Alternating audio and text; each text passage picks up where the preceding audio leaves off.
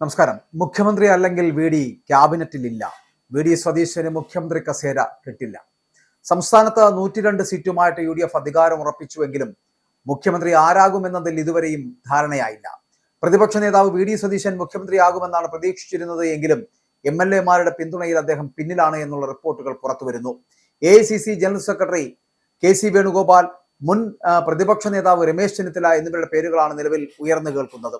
മുഖ്യമന്ത്രി ചർച്ചകൾ പരസ്യമാകുന്നതിൽ ദേശീയ നേതൃത്വത്തിന് കടുത്ത അതൃപ്തിയുണ്ട്. നിലവിൽ പുറത്തുവരുന്ന റിപ്പോർട്ടുകൾ പ്രകാരം KC വേണുഗോപാൽ വിഭാഗം തങ്ങൾക്ക് 47 MLA-മാരുടെ പിന്തുണയുണ്ട് എന്നാണ് പറയുന്നത്.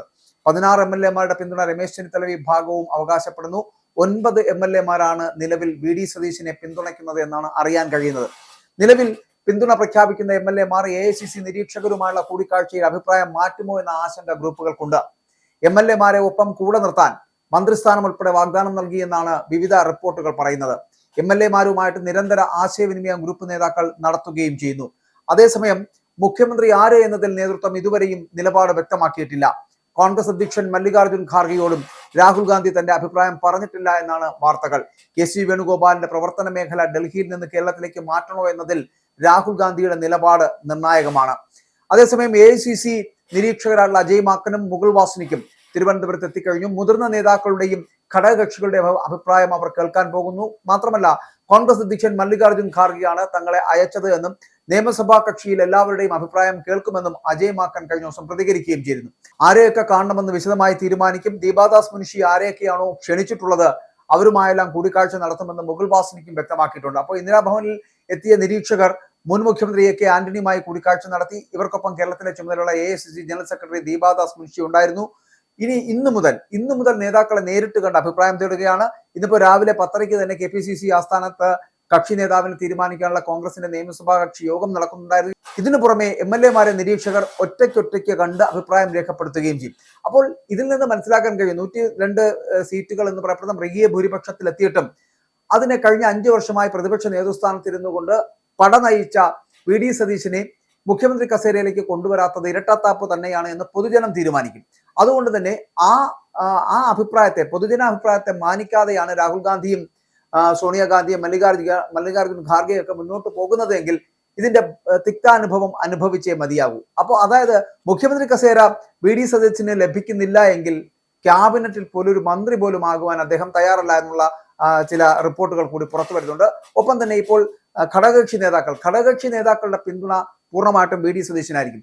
ഇന്ന് തന്നെ മുസ്ലിം ലീഗ് PK കുഞ്ഞാലിക്കുട്ടിയും PM സലാം അടക്കമുള്ളവർ ഇന്ന് മല്ലികാർജുൻ ഖാർഗെയും ഒപ്പം തന്നെ ഈ പറയുന്ന AICC നിരീക്ഷകരെയും ഒക്കെ കാണുന്നുണ്ട്. അവരുമായിട്ടൊക്കെ സംസാരിക്കുന്നുണ്ട്. കാരണം സതീശനെ തന്നെ മുഖ്യമന്ത്രി ആക്കണമെന്നുള്ള നിലപാട് വളരെ വ്യക്തമാക്കുകയാണ് ഇന്ന് ലീഗ് ചെയ്തിട്ടുള്ളത്. അതുപോലെ തന്നെ മറ്റ് ഘടകകക്ഷികളുടെ അഭിപ്രായം എന്ന് പറയപ്പെടുന്നത് സതീശനെ മുഖ്യമന്ത്രിയാക്കുക എന്നുള്ളതാണ്. അപ്പോൾ അങ്ങനെ ഘടകകക്ഷികളിൽ ഒരു ഒത്തൊരുമ ഉണ്ടാകുന്നുണ്ട്. അതുപോലെ തന്നെ ജനാഭിപ്രായവും സതീശനെ മുഖ്യമന്ത്രിയാക്കുക എന്നുള്ളതാണ്. പക്ഷേ അതിലേക്കൊന്നും എത്തുന്നില്ല എന്നുണ്ടെങ്കിൽ അതിന് വലിയ വില ഈ കോൺഗ്രസ് നൽകേണ്ടി വരും. ഇത് ഒന്നുകിൽ അവസാനത്തെ മന്ത്രിസഭയായിരിക്കും കോൺഗ്രസിൻ്റെത്. ഇതിനുശേഷം ഇനി ഒരിക്കലും ഇവിടെ ഒരു മന്ത്രിസഭയോ കോൺഗ്രസോ ഉണ്ടാകില്ല. കാരണം ഡൽഹിയിൽ ഈ പറയുന്ന ജനറൽ സെക്രട്ടറി പദവി, സംഘടനാ ജനറൽ സെക്രട്ടറി പദവി വഹിക്കുന്ന വേണുഗോപാലിനെ കൊണ്ട് കഴിഞ്ഞ 10 വർഷം കൊണ്ട് എന്ത് നേട്ടമാണ് ഈ പാർട്ടിക്ക് ഉണ്ടായത് എന്ന് രാഹുൽ ഗാന്ധിയെങ്കിലും ഒന്ന് മനസ്സിലാക്കിയാൽ നന്നായിരിക്കും. കാരണം തിരഞ്ഞെടുക്കപ്പെട്ട അല്ലെങ്കിൽ തിരഞ്ഞെടുപ്പ് നടക്കപ്പെടുന്ന എല്ലാ മേഖലകളിലും പരാജയം മാത്രം സൃഷ്ടിച്ചിട്ടുള്ള ഒരു നേതാവാണ് ഈ വേണുഗോപാൽ എന്ന് പറയപ്പെടുന്നത്. ആ വേണുഗോപാലിനെ പോലൊരാളല്ല കേരളത്തിൽ മുഖ്യമന്ത്രിയാകേണ്ടത്. അത് മാത്രമല്ല, MP-മാരും മത്സരിക്കണ്ട എന്ന് പറയപ്പെടുന്ന AICC തീരുമാനത്തെ മറികടന്നുകൊണ്ട് എന്തിനാണ് വേണുഗോപാലിന് മുഖ്യമന്ത്രി സ്ഥാനം നൽകുന്നത്? ഇവിടെ ജനാഭിപ്രായത്താൽ വോട്ടെടുപ്പിലൂടെ ജയിച്ചുവെന്ന അവരുണ്ടല്ലോ, അത്തരത്തിലുള്ള MLA-മാരുണ്ടല്ലോ, അവരിൽ നിന്നൊരാളെ മുഖ്യമന്ത്രിയാക്കിയാൽ പോരെ? ഇത് പൊതുസമൂഹം ചോദിക്കും. മുൻപുള്ള ഒരു പൊതുസമൂഹമല്ല ഇപ്പോഴുള്ളത് എന്ന് കൂടി മനസ്സിലാക്കുക. മുൻപൊക്കെ ജനങ്ങൾ തിരഞ്ഞെടുക്കപ്പെടും, അവരെന്തെങ്കിലും ചെയ്യട്ടെ എന്ന് വിചാരിക്കും. പക്ഷെ ഇത് അതായിരിക്കില്ല സംഭവിക്കാൻ പോകുന്നത്. നടു റോഡിൽ നിങ്ങളെല്ലാം മുണ്ടഴിക്കുന്ന സ്ഥിതിവിശേഷത്തിലേക്ക് എത്തിക്കുമെന്നുള്ള കാര്യത്തിൽ സംശയമില്ല. അത്തരത്തിൽ ജനങ്ങളുടെ പ്രതികരണം കൂടി കേൾക്കുവാനും കാണുവാനും ശേഷിയുണ്ടെങ്കിൽ മാത്രം ഈ വേണുഗോപാലിനെയും രമേശ് ചെന്നിത്തലയൊക്കെ മുഖ്യമന്ത്രിയാക്കുക. ഇല്ലെങ്കിൽ ജനാഭിപ്രായം എന്താണോ അതിനനുസരിച്ച് മുന്നോട്ട് പോവുക.